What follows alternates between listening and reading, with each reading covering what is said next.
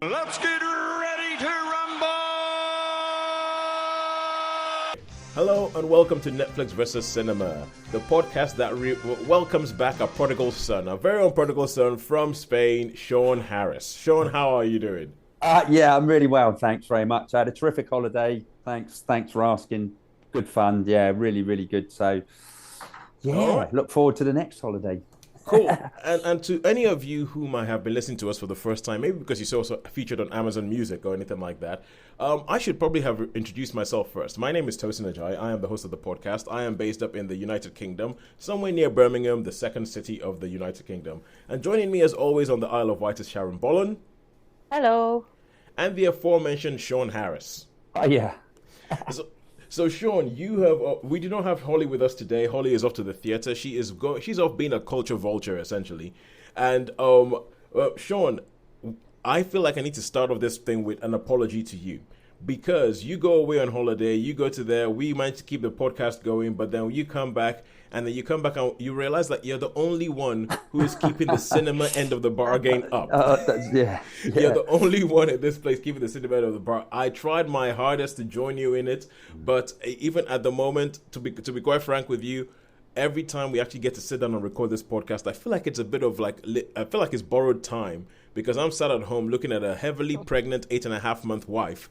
8.5-month pregnant wife, and I'm thinking that's why I haven't got anything in the cinema, because I'm thinking I don't think I can leave her alone for 3 hours.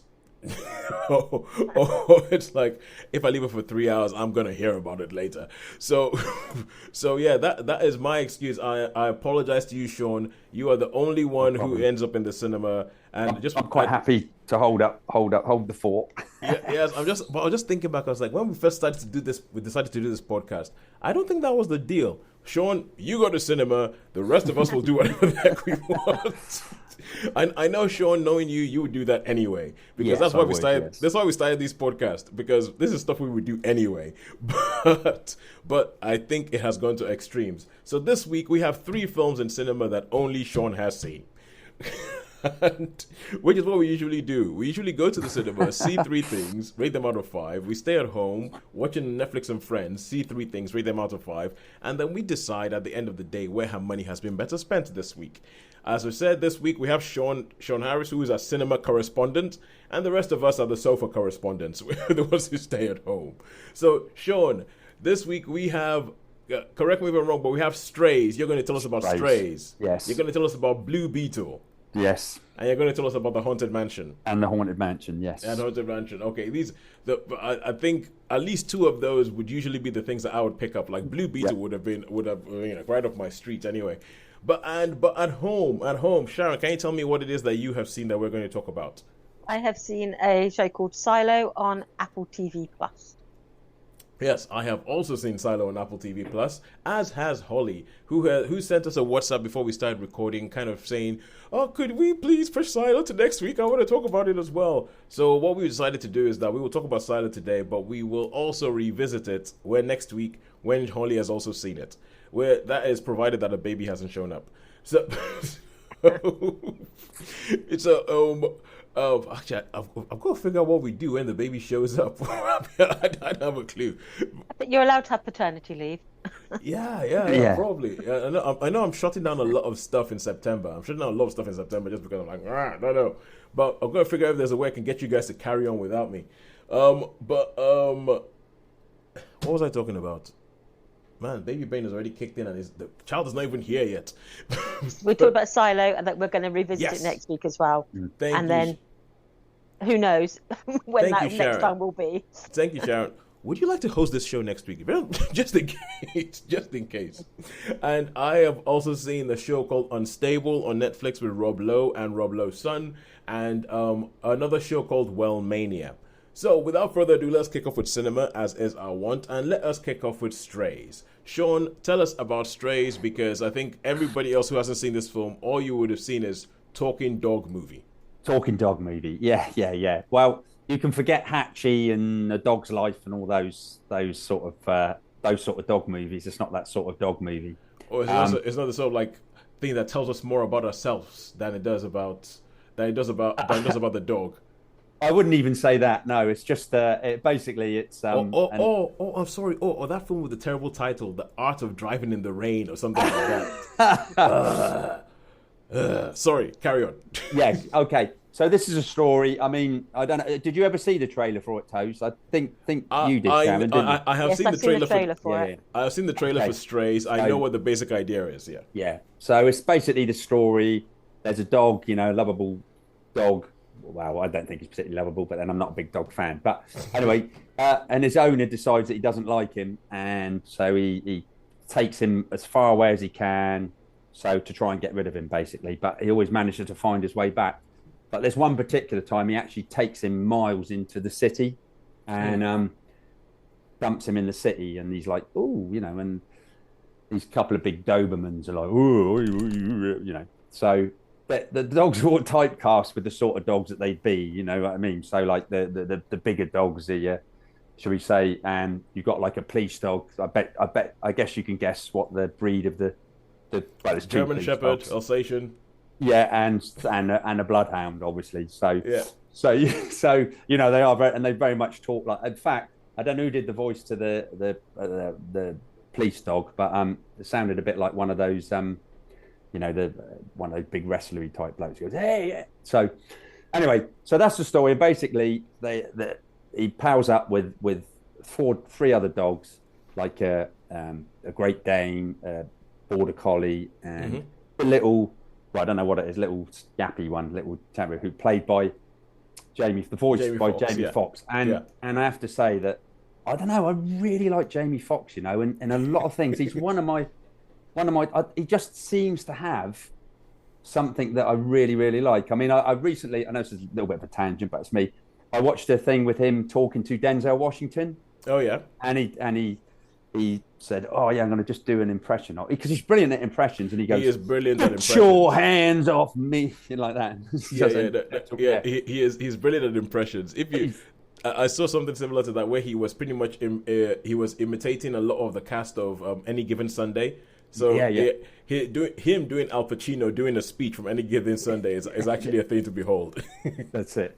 But anyway, back to the story. So basically, they decide it's like an adventure. They go, right, we're going to sort out. They're going to do something nasty to this. I think the words in the trailer that the dog uses that he's going to find his owner who's dumped him and bite his dick off. I believe that is essentially the journey of this film. That is the quest that they're going on in this film. That's it. And as I say, on the way through, they meet different. They say, "Oh, where are you going to find your way back?" And he said, "Oh, where there's this big wheel thing." Big fair. He says, "Oh, there was this big wheel and this big mountain," and so they sort of find their way back by landmarks. He sort of follows them back by landmarks. Yeah. And there's there's a great scene with a bunch of cats hanging out like a big gang. They sort of walk by and there's like a bunch of cats hanging out of bins and stuff, a bit like Top Cat. You know what I mean? And they're like, "Hey, what are you doing coming through this neighborhood?" You know what I mean? So anyway, it's and I just thought it was just going to be the bits in the trailer. It's funny, but I really, really enjoyed this film. I thought it was. I was laugh out loud. I was laugh out loud. I mean, there were a few bits, which I wasn't quite so keen on, but on the whole, I just really had a good time. I had a good time at the cinema. Yeah, I enjoyed this immensely. Much more than I thought I was going to. I wasn't expecting great things, but. You see, no. These are the kind of things that I look at and I say that these are high praise from Shaun. So, Shaun, I think the two things that you usually reserve your harshest criticisms for, I think, are comedies and horror movies. So, if you find a comedy that you actually like, good. If you find a horror movie that you don't think was rubbish, good. Yeah. That's good going, because I know this is kind of like a talking dog movie, and usually talking dog movies are supposed to be like cutie things, but I feel like this is kind of like. It's like the super bad of talking dog movies, where it's almost like R-rated, and like the things that dogs do are like it. It's not sanitized. It's kind of like I saw a review that was saying, "Yeah, that's what dogs are like. Dogs are filthy." Yeah. But I mean, there's one bit where I was, which I won't say what bit. Anyway, let's just say a prison cell. Well, all the pound, whatever. But that was I mean, normally I wouldn't find anything like that funny at all. I was like, why are you finding this funny? Because it's not, but I did. No, I had a good time. I had a good time. I was laugh aloud. So, So how many stars would you give Strays? Well, I don't. I mean, for enjoyment wise, I would give it quite high. But I think for a film for general release, I've got to give it a high three, probably a high three. But I did have a good time. I did enjoy it. Yeah, okay. So one of those three-star film, but four-star, maybe five-star experience of watching it. Because I should imagine it would be. I should imagine it might be offensive to some people, and it would be. So, but I suppose from a personal point of view, I mean, I should be allowed to give it a 4, really, shouldn't I? You can give it Shaun, whatever you it's your like. thing. Do not think about what other people think. It's about your enjoyment. What did you think of it? Yeah, I enjoyed it. Yeah. So okay, so we're gonna go up 4 for this one because Okay, it was a surprise. It was a surprise, and I had a really good enjoyable time. I So think- and bearing in mind I'd been away, I suppose, so it was probably like Was it the first film back? basically, yeah. Okay, cool. All right, but also I'll say that this might be the Christopher Lord and Phil Miller, or is it Christopher Miller and Phil Lord?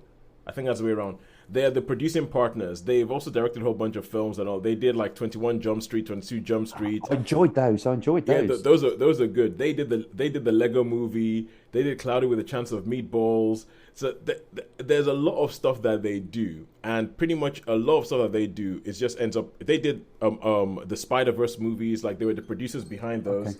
Wow. And so they are names that if their name is attached to something, you're like there'll at least be an idea here that is worth following up with. All right, cool. So thank you very much for that, Shaun. And before we carry on, I would like to go on with, we have this thing where if people get in touch with us, anyway, be it to Twitter, you can get in touch with us on Twitter or X or whatever it is you want to call it nowadays. So Twitter, we're called Netflix versus Cinema, so Netflix via Cinema. We're also on YouTube, Netflix via Cinema. And every now and then, people will find a review that we've put up and they will say something in reply to it. And we just love the attention. We're like, oh my God, people actually notice that we've done something and put something up there. So if you do that, you will get a shout out on this show. If you interact with us in almost any way, you will get a shout out on this show. And Sharon, once again, because your reviews seem to be our YouTube catnip. People on YouTube find out things that you do. And this is something that you did a while back. It's a show that you did a while back. Do you remember Les Combattants? Yes, I do. Yes, otherwise known as Women in War with his English title. Yeah, Les Combattants, yeah. Yes, Les Combattants. And there is we just have somebody whose YouTube username is OxaneMTN, and it just the only comment they put on here 3 days ago is saying it's a bit of a fable in brackets on purpose, but I loved it. Yeah. That's good. Yes, which I think is kind of like, it goes with the whole thing. When Sharon puts up a review and anybody interacts with the review that Sharon puts on, they generally tend to agree. They generally tend to agree with Sharon's review. And if they ever reply, to go on something that I wrote, it's just like, why is that? To quote somebody who wrote, why is the black guy talking so fast? So that's what I get. That's what. But they yes, did like your Asterix review. That's one of your reviews. Yes, they are the Asterix and the Mansion of the Gods. Oh my God, we didn't read that out, did we? We did not read that out. I'm gonna have to find out where that one went. But anyway, I'll read that out later in the show. But now let us carry on. Let's carry on to Netflix and Friends, and we're going to talk about Silo. So Sharon, could you talk to us about Silo?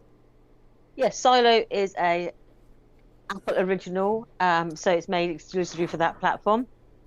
It is a single season, but it is based on a trilogy of novels by Hugh Howey, called Wool, and then I think it's Shift and Dust, or it might be Dust then Shift.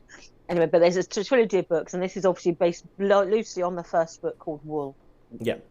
And it is set, and we don't know the time frame, but it's set in a silo, which is basically a bunker underground that goes down something like 130 floors down.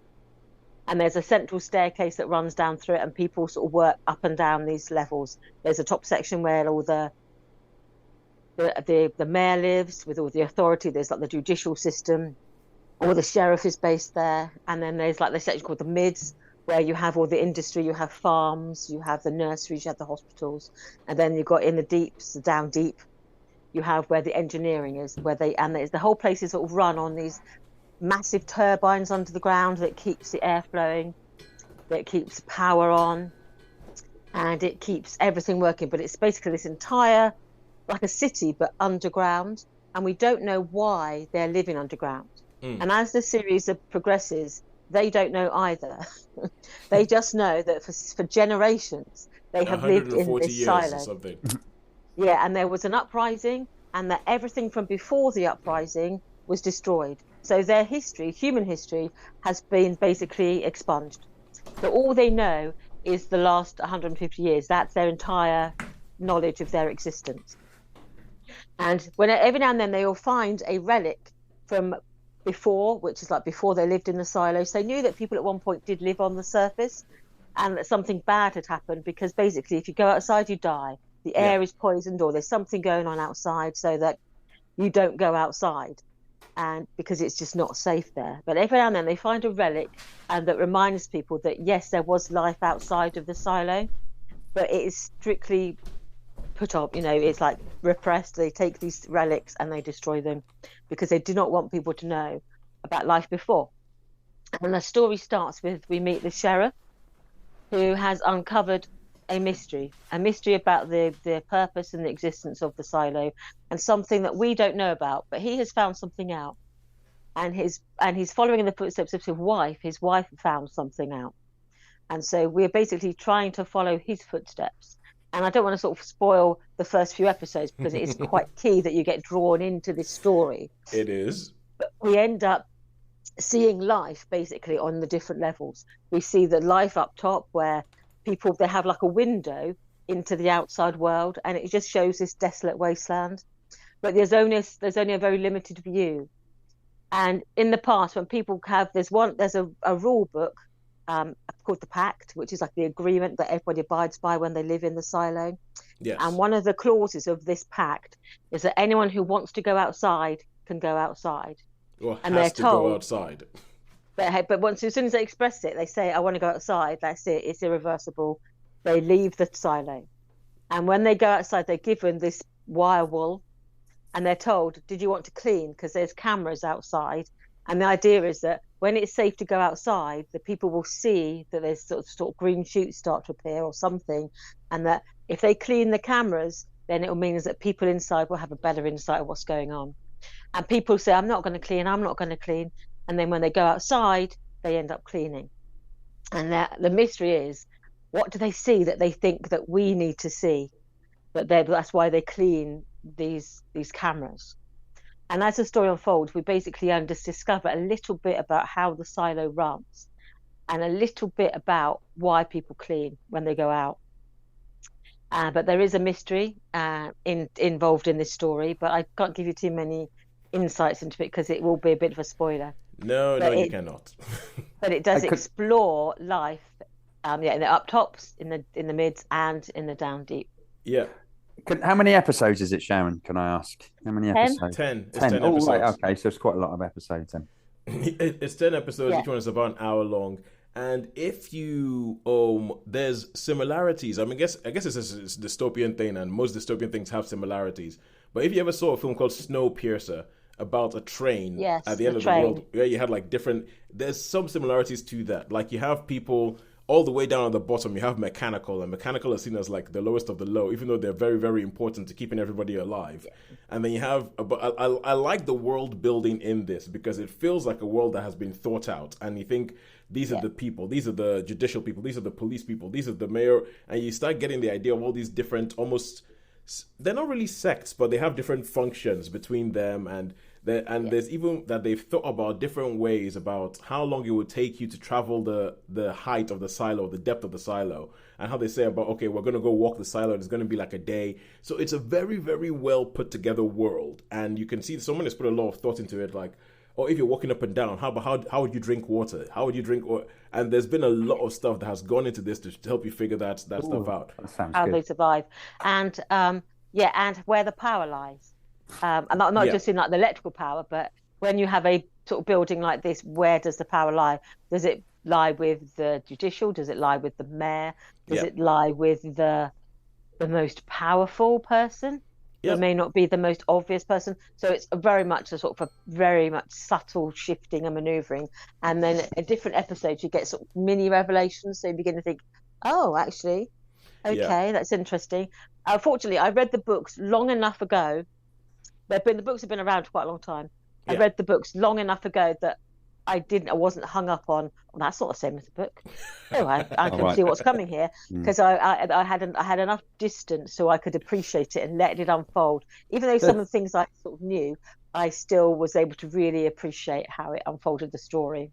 Sharon, does the whole, once you've watched the whole lot, does it all become clear, or have they left it on like a cliffhanger for next time? Because okay. If I may take this Yes. one. If I take this one, so I put up a tweet. I think just before I'd watched 9 of 10 episodes, and it was the gist of it was I've watched 9 of 10 episodes, and there's too much story in here that they can't resolve it all in the last episode. And I think my words were, I'm getting that this is going to end on an annoying cliffhanger feeling.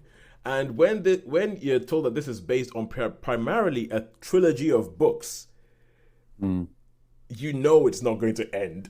You know it's not going to end. I think, I think I'm getting a little bit of fatigue of stories that don't end. And stories that don't end straight away, because I understand why they do it. They want you to come back, and I understand that, and that is their right. I understand why Hugh Howey would have written a book that isn't just going to be one book. There's going to be more books, because that's how he's going to make his money. That's going to be his pension. I understand that, but I have to admit, I'm getting a little bit of fatigue of stories that don't end. I think Silo does it better than most, in that some things are resolved, some things are left open, and I think they just about get the balance right so that it isn't just really annoying. and does it all take place in the silo, or do you actually see some of the outside world? Pretty much.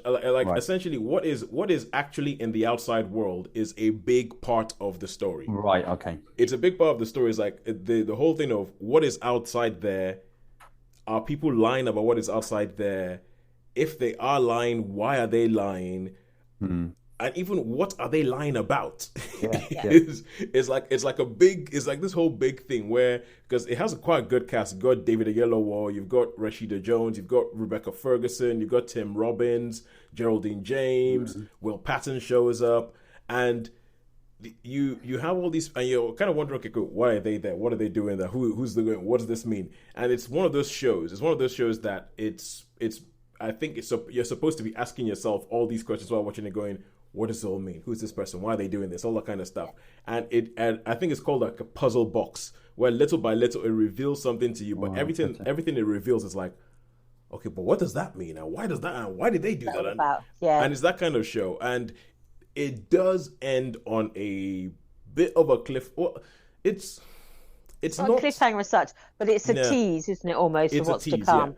It's a comeback. Come back if you want to find out more about what happens next. Yeah, one of those. Yeah, I don't mind that, in the fact that we know that it's based on a trilogy of books. I mean, my personal bugbear is when they decide to split a book over like 4 seasons. Yeah, and it's just like, just don't do that. That is annoying. I mean, they try to milk it, but I'm thinking, if they can stick to 3 seasons, I'll be happy, because I think you don't need to over-egg it. I mean, it's quite a concise writing in the novels. The novels aren't great chunks of books either. Wool is the longest book, but Shift and Dust aren't that huge a novel. So yeah, there's about a season's worth of stuff in there. So I think, don't over-egg it. Just don't keep dragging it out, make it into like, on our 6th season, we're planning to, it's like, don't do that. Yes. But I think I will not be around for that. I can tell you, because I thought it was good. I thought it was really, really well written, acted, performed. I thought the world was well thought out. And my only bugbear is that the story doesn't end. But I think it's built in that the story doesn't end. So it's even I feel it's a bit of a weird thing to be annoyed about, but I am annoyed about it. Yeah, well, no, I think it's got promise, though. I just don't want it to turn into Handmaid's Tale. Oh, I don't want to turn. Which was great first 2 seasons, and then it's just like, okay, just give it up now. Just give it up. I think the danger is that it turns into Lost. I don't want it to turn into Lost. Yeah. I mean, thankfully with Lost, they didn't know what they were doing. They were making it up as they're going along. This already has a roadmap. Yeah. You see, I never ever got that with Lost. So many people are telling me they used to love it, and I just never ever got lost. I was just like, So I watched it. I used to watch Lost. Did you? Yeah, I didn't. watched Yeah, it. no, I didn't like it. I did watch it to the very end because I thought I'm committed. I'm watching it to the end now. I'm watching it all. But now, to be honest with you, I was younger then. I wouldn't have the patience now. But if I lost interest, I'd be like, I'm gone. Yeah. Well, that is, I think I was like committed. I watched it and I liked it. I've told this story before in the podcast about me and Lost and how I watched 3 episodes, realized this show relies on you not knowing what's going on. It's American, so they wanted to go for as long as possible. Therefore, they're never going to tell you what's going on. Yeah. And I left. Like 3 episodes in, I went, nope, not watching it because I had a conversation with someone at work who looked at it and said, I can see this sort of going on for the next 5 years. I'm not going to commit 5 years to a program. So I'm out. And so, because some seasons you think, yeah, I can see that, but others you think, no, I can't be bothered. Yeah. Oh, but, so, okay, but Sharon, how many stars? I think this is the problem. I would give it a 4. I thought it was entertaining television. It was a good cast. It kept you guessing. There was no obvious, why would you do that moments in it. Every now and then I would think sometimes one of the protagonists, I think, are you being deliberately difficult? And I just think probably yes, it's their nature. But no, so I thought, yeah, to me it worked. It was a good adaptation and it worked as a standalone television show without having to have prior knowledge. Because some adaptations work better if you've read like we said with June. If you've read the books, you get more understanding and you can see the nuances and the layers. Yeah. This, I think, most of what you know as it's revealed is what you would. It's the same pace as it's revealed in the book. So to me, it was a good adaptation. I enjoyed it. I couldn't pick too many holes in it. So I thought, yeah, deserves a 4. Yep. I'll give it a 4 as well. I mean, it not ending notwithstanding, I'll give it a 4. So let's go back to cinema. Let's go to Blue Beetle. And Blue Beetle. This is a DC film. So now there's people who still don't understand what the difference between Marvel and DC is. And we don't have time to go into it because I know, Shaun, you and I could... we could do a whole episode on it, couldn't we? We could go on for ages about Marvel and DC and the differences and blah, blah, blah, and the philosophical things and whether you're a DC person or a Marvel person. But this is the world of Batman, Superman, blah, blah, blah, blah, blah, blah, blah, that is being rebooted. And The Flash, must not forget The Flash. That is being rebooted by James Gunn. And Blue Beetle is one of these films that is in there where you're like, is this part of the new world or is this part of the reboot? Is this part of the old thing? We don't know. But he is a lesser-known superhero, especially this version of Blue Beetle is a lesser-known superhero compared to most of the other ones. But Shaun, tell us about Blue Beetle. Okay, Blue Beetle. I think Blue Beetle was really popular in Mexico. More big. I think. Okay. A little bit of a history lesson. There's been 2 Blue Beetles. The original Blue Beetle was a guy called Ted Kord. He was a Caucasian American man, and then later on, the whole idea is that he had this scarab that was shaped like a beetle. It was a bit of alien technology that he never really knew what to do with. But then later on, it turns out he was a bit like Batman in that he had like a business and all that kind of stuff, and he had a whole bunch of tech because he could never get the scarab to work. But he was quite early, wasn't he? He was early. He was DC. Like 50s. 50. That's what I mean. Yeah. So 50s DC. Yeah. Then later on, they brought on they brought on some new writers, and then they came up with a new Blue Beetle, and this is somebody who the scarab actually starts working with, and he is a Hispanic, yeah. He's a Hispanic teenager who ends up with the scarab, works with him, it fuses with him, a bit like Venom, a bit like something like that, and gives him powers. So I believe in the film he's Puerto Rican. He's Puerto Rican, and so this version of Blue Beetle, Jamie Reyes, was very popular amongst, as you can imagine, Hispanic Americans because they don't have many Hispanic American heroes. I think a lot of Mexican films, wrestler films, weren't they? They used to be like around in the 50s and 60s. They used to like the old masks. Luchadors. Yeah, with the luchador. That's it. Tosin's a mine of information, bless him. So Okay, but anyway, back to the film. So yeah, it's a Hispanic family. I'm not really sure if they're Puerto Rican or I never picked it up. So, but if they're Puerto Rican, they're obviously they've obviously moved into an area. So perhaps they were Puerto Rican and they moved to an area. I think. I mean, I don't know. It might not be 100%. I think it's Mexico. I think, or somewhere. Or do you think it's Puerto Rico? Anyway, well, anyway. I don't know, but I know that I heard the director speaking about it, and the director said he was talking about Puerto Ricans. Perhaps that's where it is then. But anyway, it's a family, and they live on this I guess community, you know, where there's a lot of other Puerto Ricans or well, Hispanics generally. Yeah. And their son comes back he's just been to college. He's become a lawyer. He sort of turns up, and it's a big family thing. You know, they're all like, "Oh yeah, come down." Hispanic families, similar to, I guess, like Jewish families or any families really. Mm-hmm. And basically, he's got a sister, and they say, "Oh, you know, we should get a job.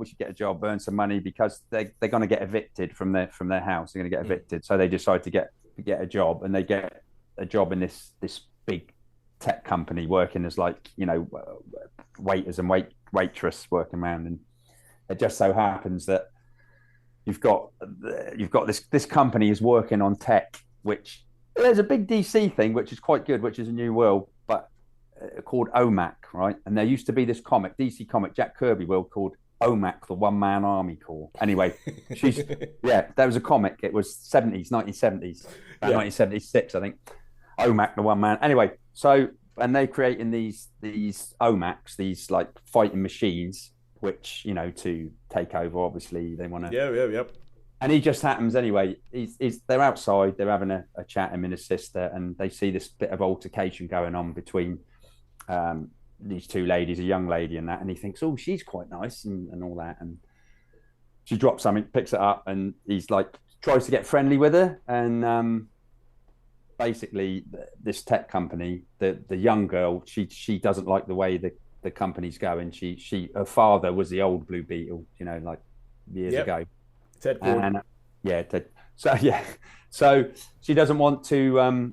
She doesn't want the company going this way of the OMAC thing. So there's a bit. So she pinches the scarab, and the scarab chooses people. You know what I mean? It just so happens that as it's being chased, they sort of cross paths, and he goes up and he sees her and that, and he's got, oh look, that she goes, here's this, take this, don't look inside, whatever you do, don't look inside, take this and hide it like that. And they're all sat at the table with the family and that, and he goes, haven't you had a look? His sister's going, haven't you had a look? And he goes, no. She said that. He goes, have a look. And they pick up, goes, oh, what's that then? They go, and of course it fuses with him. So then you've got it, and then you've got obviously the Susan Sarandon character. I'm not sure of her name, but she wants the Beetle back because she needs the tech. She needs the harvest of tech, and she's tried it. Obviously, you've got one sort of villain that's like huge, that's melded a little bit similar sort of thing with a bit of tech.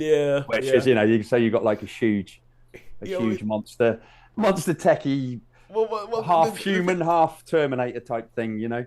Yeah, the thing is like the thing with this film is that so much so that's what you have. Then for me, everything about this film says it's going to be an origin story. You've seen this many times before. The plot of this is not a million miles removed from Ant-Man.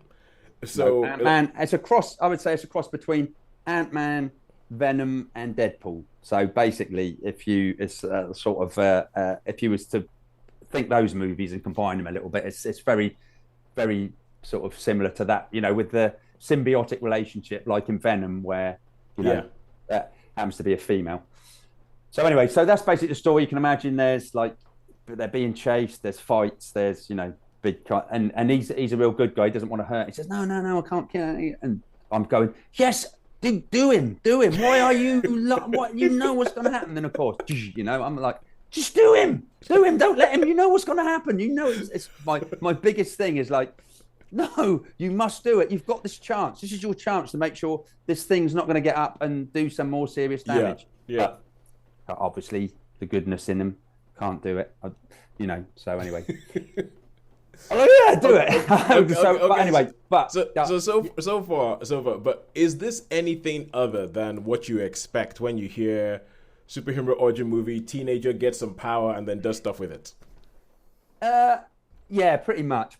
But this is more that the family becomes much more involved. But what I always find fascinating about these, oh, he's got an uncle. So the Blue Beetle, the young lad, he's got an Yeah. uncle that's like, drives around in a like that. So Yeah. a bit like in Ant-Man. Funny enough, you were saying Ant-Man, with the Michael Pena character. Michael Pena's character, yeah. So yes, Well, I think the problem I just have with this film is like, I feel like even watching the trailer, I'm getting this real feel of that has been done very recently in another film, and I would put my money on that it's been done better in another film that has been released within the last 5 years. So. yeah. I think, as I say, it is. I think it's there's a lot more. The family get a lot more involved. I mean, obviously, they come to house in the community, so there's a lot more family involvement in this, and the community's coming together and whatever. And Granny, let's just say Granny is like, turns out real badass. She was like some Cuban revolutionary in the 1960s. Toting miniguns and stuff. So that bit was quite funny. I'm always a fan of a badass granny. A badass granny, yeah. It wasn't like, oh, didn't I tell you about Grandma? She was friends with Fidel Castro. You know what I mean? It's like, oh right. So that, I mean, it was pretty average, standard fare. I mean, I didn't hate it. There's moments in it when I was my annoying moments, but I guess being he's a young lad, he doesn't want to do a lot of damage, So of course it comes back to bite him in the butt a bit later on. Yeah. So yeah, on the whole, probably give this a 3-star. I didn't mind it. It had moments. I had a few moments of laughter. It wasn't really. You're exactly right, Toes. It wasn't anything really new. It was an origin story with perhaps a bit more. The family got involved a bit more. But it always amazed me how. Oh yeah, and there was like a little bit of a post-credit thing where like, because everybody thinks the first Blue Beetle is dead or something. Is dead, but there's like, yeah. But what I mean anyway, his uncle drives a big. They find a lab, and he just happens to know how everything works. You know what I mean? By some miracle, knows how to turn them on, knows how to make things happen. And I'm like, oh really? Oh yeah. And I just thought that the best this film could be is a 3. I mean, 3 stars. That's what I thought. And maybe I think the Hispanic angle is good. I like the fact that they've actually gone for that. And I like what I hear about the family coming along. I think that's good. But apart from that, story-wise, I'm not really expecting much from this. No. All right, cool. So let's go back over to Netflix and Friends, and I'm going to talk about Unstable, which actually is on Netflix. And talking about big tech companies, in this show, Rob Lowe plays a character, and this character is what's his? He's got one of these like funky names, which lets you know that he's straight away supposed to be like an Elon Musk. He's supposed to be like an Elon Musk or like a Mark Zuckerberg. He's one of these guys. He's the head of a tech company. He's like this visionary, and he runs this company. But people are beginning to think that he's losing his mind. He lost his wife. He lost his wife within the last year, and ever since then, he hasn't been showing up to work. He's been becoming a bit erratic and all that kind of stuff. And you have this character who is played by Shaun Clifford. And Shaun Clifford is essentially, she's like his chief operating officer. She's the one who keeps the lights on while he's running around doing all his crazy stuff. She's the one who keeps the board happy.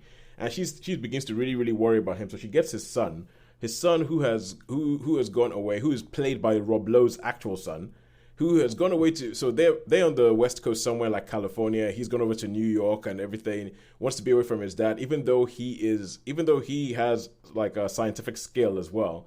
He wants to do something that's far difficult because everything that he tries to do in the science world, his dad tries to control it. So he is there teaching the flute.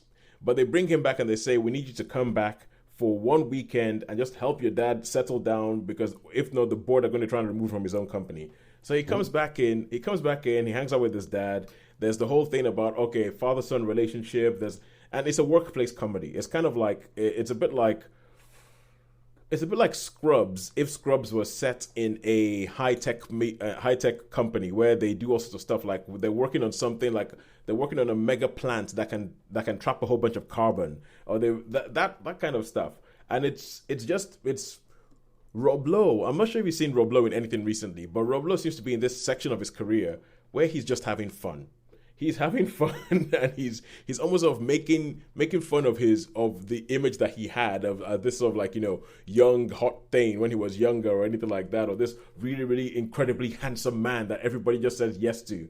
And he's Rob Lowe is just having the time of his life, going around with that, messing around with it. For me, I think Shaun Clifford, who you might have known if you've seen Fleabag, she plays Fleabag's sister in that. And she for me she's the MVP of this thing. She's like the best thing. She's the one who you want to see more of and all that. And they've put together a whole bunch of characters. They come up with this thing. There's about 10 episodes. Each one will have half an hour. They end up on come back for season 2. But it isn't like a cliffhanger. It isn't really a cliffhanger because it's a comedy show. And you know how these things get resolved. They'll probably be resolved within 5 minutes of the second season starting. And the only question is for me is it's not one of these ones that has like a laugh track or anything like that. So it's not like shot in front of an audience. It's single camera, and for me the question is it inoffensive enough to warrant your time? And I would say yes, it is inoffensive enough to warrant your time. I think that there's supposed to be some jokes that's supposed to be that you would get better if you were more into tech and if you understood a little bit more about people like Musk and Zuckerberg, but I don't really think that. Yeah, it's a workplace comedy. It's a workplace comedy. I think it's inoffensive enough. I think it's good. I think the performances are good. I think that there's a couple of people who I've seen in this who I'm like, oh, I need to go find out more about them and find out more what they've done, because I think it's a good cast that they've put together. But Shaun Clifford is the MVP. Rob Lowe and his son, whose name I've got to look up, is that they are quite good, and I would give it a 3 out of 5. So I would recommend Unstable on Netflix. Go watch it. Not gonna change your world, but it's distracting enough. And now we go back to cinema, and Shaun, you're going to talk to us about Disney's latest chance to take all of our money by turning one of their rides into a film. Haunted Mansion. So tell us about Haunted Mansion. Okay, Haunted Mansion. So this is Eddie Murphy. I haven't seen Eddie Murphy for a little while. Hang on. No, this is it Eddie Murphy? No, Eddie Murphy there was a Haunted Mansion that was made years ago with Eddie Murphy in it. Oh, right, okay. This new one doesn't have Eddie Murphy in it. Which one did you see? Right, I saw the latest one. I saw it in the pictures. Yeah, so this 2023 film. Who plays? It's Eddie Murphy. I'm sure of it, isn't it? No. It's Lakeith Stanfield who's the main guy in it. Oh, I thought it was Eddie Murphy. Eddie Murphy's like 20 years more, 20 to 30 years older than him. No, seriously, I honestly thought I thought that was Eddie Murphy. I hadn't seen him for a while. He did look young. Now you say it, he did look really, really young. But he does look. He is uncannily like. Do you not think? I'm going to be honest with you, Shaun. No, I don't think he looks anything I'm like really Eddie sorry. Murphy. Anyway, what it is, because I mean, I didn't recognise any other ones, but I swear it was Eddie Murphy. There you go. How about that? But yeah. So I saw anyway. Basically, the story is a couple of kids, and they go to this haunted mansion with what I thought was Eddie Murphy. What's his name? Lakeith Stanfield. Lakeith Stanfield. It just shows I don't look at actors. I couldn't even tell you who the lady was and the boy and the girl, but I did know Terence Stamp. I did see Terence Stamp. Oh yeah. Yeah, did Terence Stamp. Anyway, so basically it's like the estate agents, and so there were a couple of estate agents, wife and husband, and he's Eddie Murphy. He sort of ignores the kids a little. Not Eddie Murphy. The other character. The actor who's not Eddie Murphy. The actor who's not Eddie Murphy. So you better tell me his name again, Toes. Well, wait. Did you see this in the cinema? Yes, I saw this in the cinema. Yes. Yeah, it would be Lakeith Stanfield. Lakeith Stanfield. Lakeith Stanfield, okay. Yeah. Okay, and there's like a little orb in the little face in the orb. Yeah, I saw this at the cinema. Yeah, it was So Terence Stamp, and then you've got a guy that's like Count Dracula that wants his wife. Okay. And so there's like a curse that needs to be broken, and they turn up at this house, and yeah. No. Carry on, Shaun. Sorry. Anyway, we believe you that you saw it at the cinema. Anyway, yeah. No, and they didn't show you the wrong film by mistake. Oh right, okay. So, yeah. Anyway, I still don't know what it's about. Okay, is there a woman? Is there a woman in this with 2 kids? who lives in two the kids. who lives in the house. Yes. And she invites somebody to come have a look and figure out why the house is haunted. Yes. Okay, cool. Yeah, cool. Yeah, good. Yeah. So where the house is haunted, and the kids end up doing the being more clever. Yep. Cool. Good Oh, stuff. yeah. Accountable ghost. They see the ghost, but no one. Yeah, they see the ghost and they get the ghost and they go on a story and they. Are there loads of ghosts in this house? Or is it just one ghost? No, there's a few ghosts. There's a couple that are light ghosts, which sort of help out and stuff. So. Okay. Yeah. So. Okay, now I'm looking at this. This film actually has quite a stacked cast for what ostensibly seems to be a kids' film. Yes. Yeah. Would you say it's a kids' film, Shaun? Yeah, I think it's a kids' film. Yeah. Okay, because Is it scary in any way? It didn't really scare me that much. Is it intending to be a scary film, or is it more of a adventure thing? I think it's more of an adventure thing.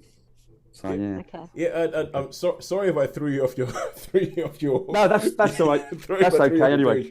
Right. So because it says it has Danny DeVito in it. Danny DeVito, Rosario Dawson, Jamie Lee Curtis, Jared Leto.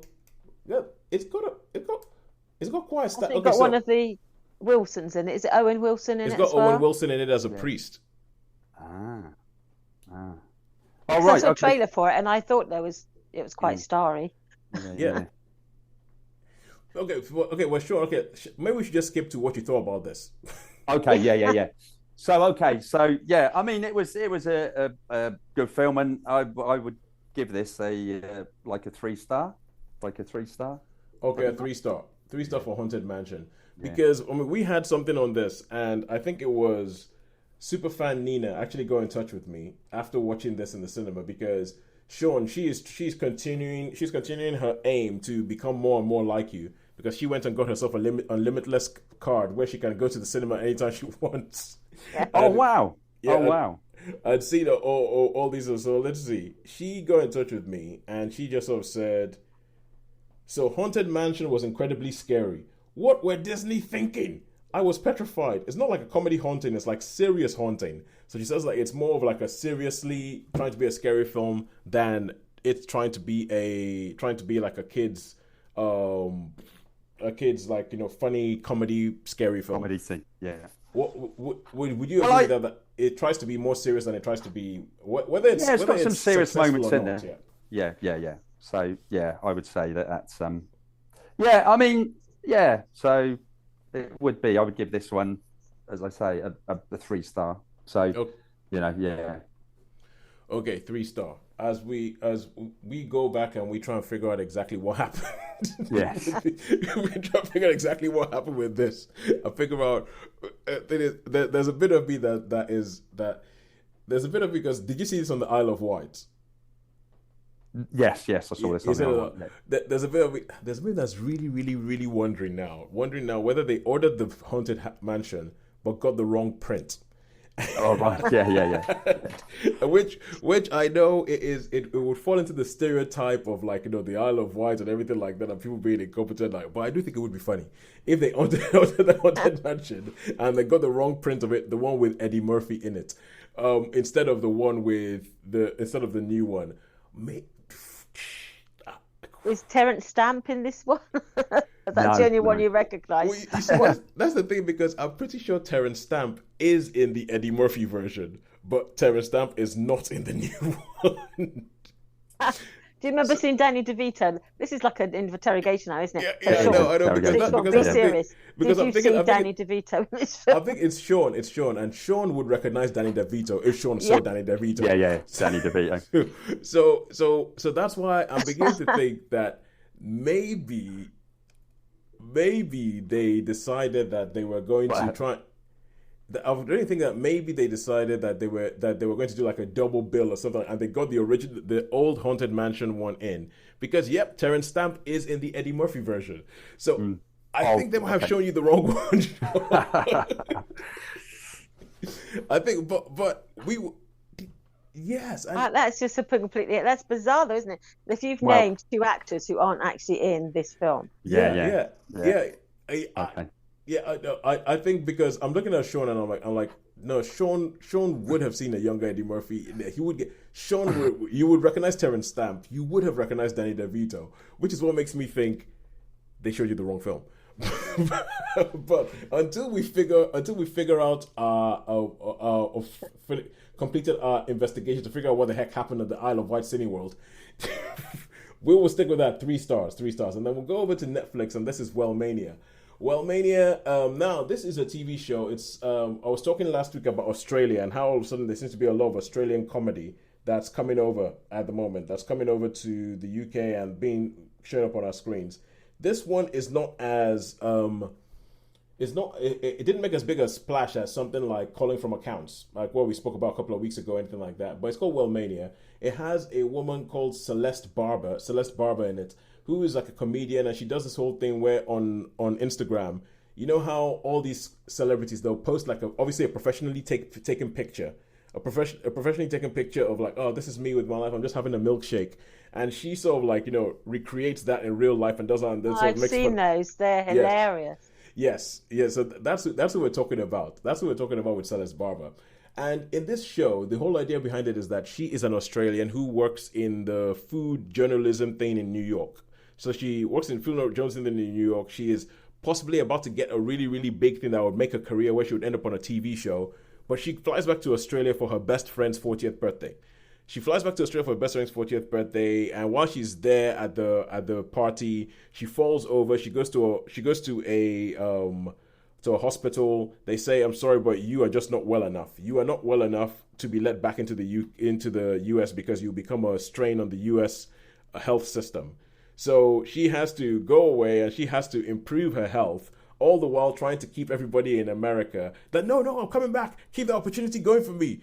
But she has to improve her health to a point where they'll give her a green card, because I didn't know this. I didn't know that if you're going to get a green for America, you have to be a certain amount of healthy, which sounds, when you look at some areas of America, it does sound a little bit hypocritical.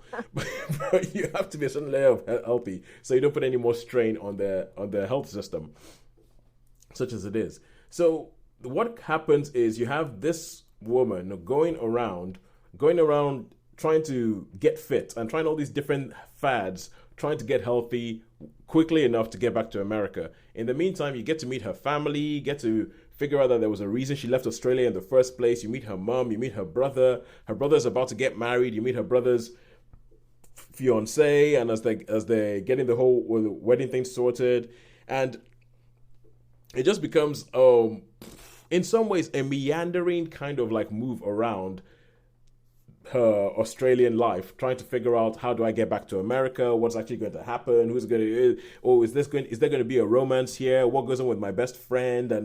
And it's good. It is distracting enough. I don't think it is as cutting as it could be, and I don't think it delivers on its initial premise of Wellmania, which is all about. It's based on a book where it was essentially this woman going through like a year of trying all the different health fads to see whether they would actually make her any better. And it's kind of does that, but then it ditches that after a while to go, let's go try something else instead and all that. And it's so, and I think it is funny in bits. I think it's funny in bits, but it's one of those things that I found it very easy to just leave. So I would watch it. It probably took me, it's about 8 episodes. It probably took me about 3 months to watch 8 episodes because I just kept watching it and then, yeah, whatever, go away. Oh, yeah, there's that thing. I guess I should finish watching it. Watch again. Okay, cool. Leave it. Come back. Oh, yeah. I'll power through the last 2 episodes. And then it ends. And this ends on theme of the show, a cliffhanger. It ends on a cliffhanger that I just cannot be bothered about. I really cannot be bothered about. So, is there any famous people in it, Tos? Any famous? Nobody I recognized. There might be people who are famous on an Australian scene because once they go to Australia, everything is just Australian. And it has this whole thing where they have people in it who are supposed to be American, but I'm like, that's an Australian putting on an American accent. So this whole thing was filmed in Australia. You might have had a couple of external shots in New York, or you might need to find a place where you could make it look like, get some computer graphics in the back and make it look like New York. But everybody in this thing, I think, is in particular, there is an agent. She has an agent in New York, and she is the main American character that you meet, and you hear. Every time she opened her mouth, I was like, "You are not American." Every time she opened her mouth, I was like, "You're Australian pretending to be American." So, apart from Celeste Barber, who I only heard about by watching this show, I did not recognize anybody else in this show. Nobody else in this show. But I would give it a 3 out of 5. I would say it is distracting enough. It's this seems to be like Netflix's comedies, distracting enough, and you can put up in the background and you can just sort of like let go. So yeah, it's I would give Wellmania a 3 out of 5. So all that is left is to say, who do you think has won this week? Is it Netflix or is it cinema? Draw. Sharon? I think it's a draw. In my head, I'm doing my sums. I think we had 2 4s and then we had 4 3s, so I think it was a draw. You would both be right. It is an absolute dead heat. It is a draw. It is a draw with a 4 in cinema and 2 3s in cinema, and same thing exactly on Netflix and Friends. Where Blue Beetle 3-3, Haunted Mansion 3, which might be the wrong Haunted Mansion, might be. but it still fulfills our roles because it was a film that you have not seen and you saw in cinema. Yeah. So no, but Shaun, the more you speak, the more I'm like, no, Shaun isn't that. Shaun would know who these people are. So I'm pretty sure you saw the Eddie Murphy. I'm pretty sure you saw the Eddie Murphy Haunted Mansion version, especially when you mentioned Terrence Stamp, and especially when you start talking about the plot of the film, and I'm like, this doesn't sound anything like the new film that's just been released. So I think you need to go find Ben or whoever it is at the Cineworld on the Isle of Wight and tell them that they sold you a lemon. They sold you a lemon. But the other thing that we said is, yes, I was going to come up with the review or the piece of feedback that we got, and you're right. I did find something. There was something on an Asterix and the Mansion of the Gods review that we got on YouTube, and it was someone called Elephant March. And they said about Asterix, it says, there are quite a few animated Asterix films, although I think the best looking one that was still hand-drawn was the most recent Asterix and the Vikings, although I do feel the story was a bit muddled compared to this one. They also did A Secret of the Magic Potion, which was also lovely, although that arguably got a bit too big. And I think I know what he's talking about. I've seen a lot of the other different attempts at doing something on Asterix that have been done before, and I still think Asterix and the Mansion of the Gods is the one tone-wise that nails it. So thank you very much, Elephant March, for getting back in touch with us on what's that thing called? YouTube. Yeah, on YouTube, and I agree. I think it makes me want to see more. I think the live action Asterix films that star Gerard Depardieu as Obelix. Yeah. I think the less said about them, the better. I think less said about. I think Asterix animation. That's where it's supposed to be. And I'm just going to go on and finally try and find out Rob Lowe's son's name, who's also in Unstable. Yeah. Okay, so John Owen Lowe. John Owen Lowe is the one. Cool. So with that being done, all I can say is thank you so much for joining us. Thank you for listening this way. Get in touch with us. Please subscribe to wherever you get your podcasts from. Get in touch with us on Twitter at Netflix via Cinema. Get in touch with us on YouTube at Netflix via Cinema. And let us know what you thought about these things. Let us know about the films that you have seen and what you thought about them. It would be lovely to have a chat with you. But until next week, it's a goodbye from me. It's a goodbye from me. And a goodbye from me. Thank you ever so much for joining us.